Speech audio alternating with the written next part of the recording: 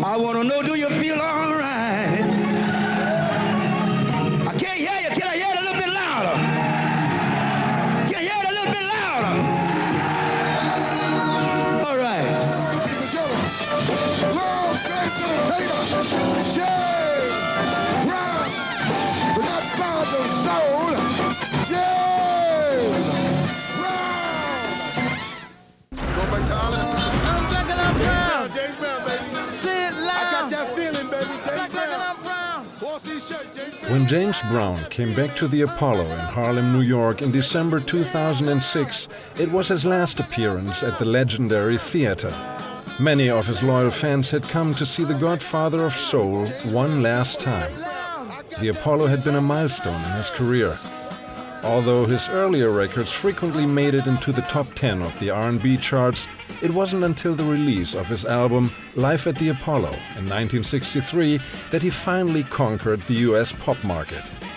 His record company didn't believe in the success of a live album that didn't feature any new songs, so James Brown had to finance the production out of his own pocket. The album would reach number 2 in the Billboard charts, and in 2003 it ranked number 24 on Rolling Stone magazine's list of the 500 greatest albums of all times. Yes, and this album has a very unique story, and it's a beautiful story because it gives you the motivation. I took my own personal money, okay, and that's when I love John Belushi so much, and I put this out. They said it couldn't happen. Oh, James, you can't do this. You've been doing this all your life. I put it out. It was a tremendous hit, and it's back again 18 years later. Another big hit because some young fellas believed that it could be done again. So it's a brand new day for James Brown, and good riddance to disco.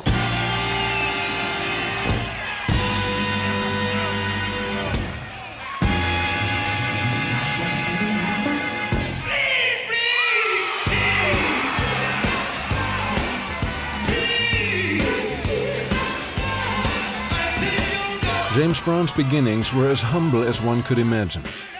His father worked at a gas station in Barnwell, South Carolina. When James was 4 years old, his parents separated, and he grew up with his aunt who owned a brothel in Augusta, Georgia. Life in the streets was tough. James Brown left school in 7th grade and worked as a cotton picker and shoeshine boy. At age 16, he was caught breaking into cars and sent to prison. I was a juvenile delinquent as a kid, and I think that all I can do, I'm a model man. If I can show the energy and inspiration, the motivation for the kids that got short time, that they can get out and have a different concept. In jail, he met a young pianist, Bobby Bird, who took him into his group, the Gospel Starlighters, which would later evolve into the famous Flames. The Flames toured all over Georgia, eventually caught the attention of Sid Nathan, who signed them to his Cincinnati-based King Records in 1956.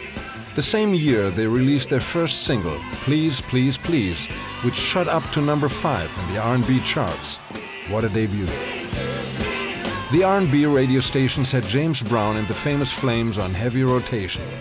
They became huge stars in the southern United States, but they did not really appeal to wide audiences until Live at the Apollo. James Brown was on his way to become a superstar. In the 60s, he released a string of smash hits like Papa's Got a Brand New Bag, I Feel Good, Lick and Stick, It's a Man's World, Cold Sweat, and in 1968, Say It Loud, I'm Black and I'm Proud. It was the year civil rights leader Martin Luther King was assassinated, and James Brown's words resonated with his audience. His former manager and backup singer Al Sharpton said, "It was James Brown that with one song erased the word Negro from our language forever and made us say it, and say it loud, that we were black and we were proud." This is no way. We are black. We are black. Now, wait a minute. Wait a minute. Catch y'all go back down and let's do the show together. We're black. Don't make us all look bad. Let me finish doing this show. Come on to stage. Get on the stage. Step down there. Bill Jones. No, don't go up there. Al Sharpton and James Brown had been friends for decades. In the 80s, the two had developed a plan to fight unemployment among America's youth by sponsoring first-class shoeshine stands around the country. I started as a shoeshine boy, and I started on the corner of a little box, very unsophisticated, but very sincere. But we're going to make these young kids, with the understanding of going into it, that you take a third of your salary, put it in the bank, 2 years later, you have to dismiss yourself from the job, and take that money and further your education. James Brown was one of the most productive recording artists in R&B and pop history. During his 50-year career, he built a repertoire of over 800 songs, of which 114 entered Billboard's R&B single charts. 94 made it into the Hot 100 single charts. He had 17 #1 R&B hits.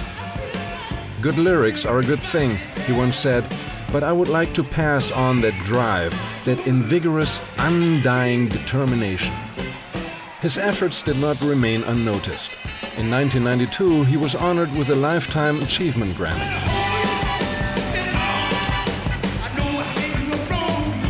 James Brown was highly respected for his activism and engagement in social causes. He donated money to various charitable organizations. He told kids to stay off drugs and get an education. He always wanted to be close to his fans.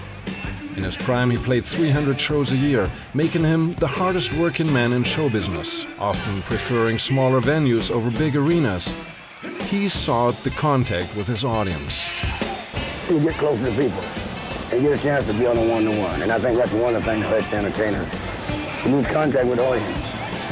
And when you lose contact with the audience, you just lost your whole career, because you're playing to them, not to yourself. And what happens when you're in a major hall, you're basically playing to yourself. They can't feel you.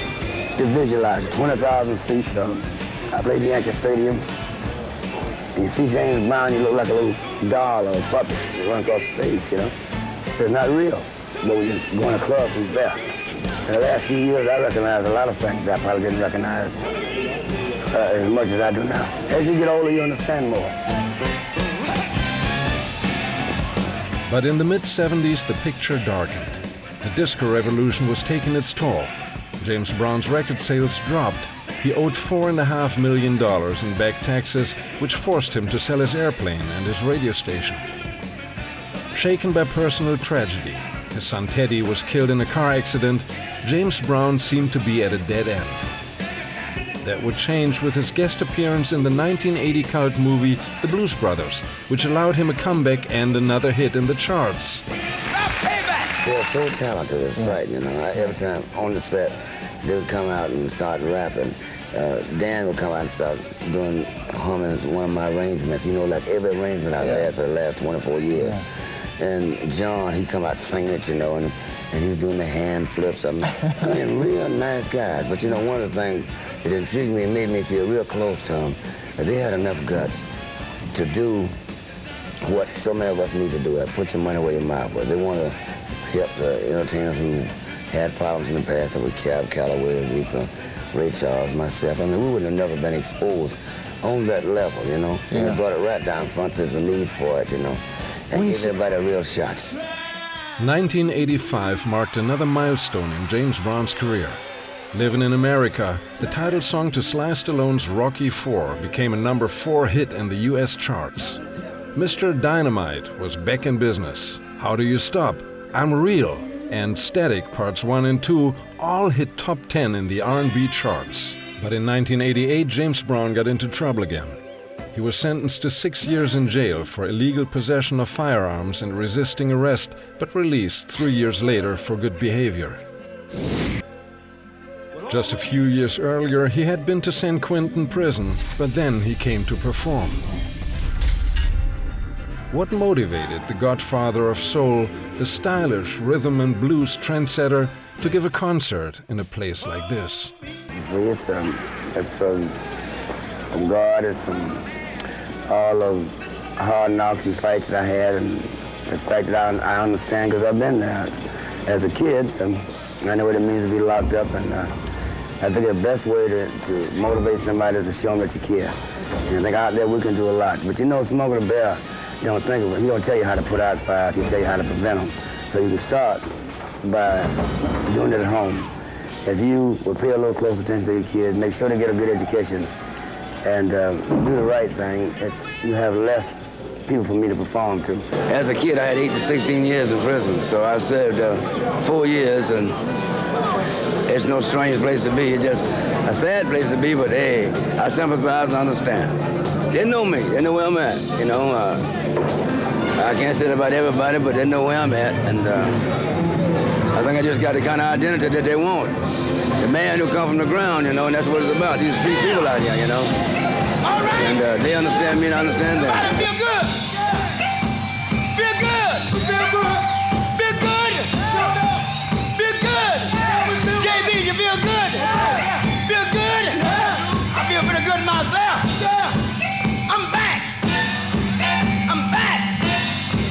I'm back. I'm back. I'm back. Get up off that thing and say to you feel better. Get up off that thing and say, this is a man.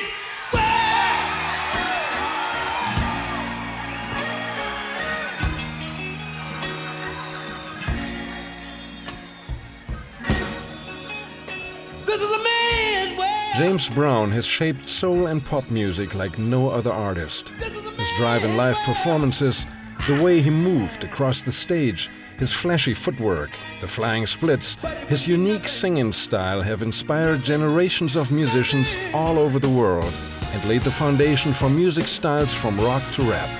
He might be gone forever, but his music will never die. What it means is there is 10,000 people that love me, or 20,000, whatever. Those people love me. And what I better do when I walk out there is give them all I got. So what I do, I think of the little boy who shined shoes, who didn't get a chance to get a formal education, who they gave a chance, who was formerly a juvenile delinquent. And here they are paying $5, $10, $12, whatever, to see me. Boy, you better give them all you got, because you're lucky to be there.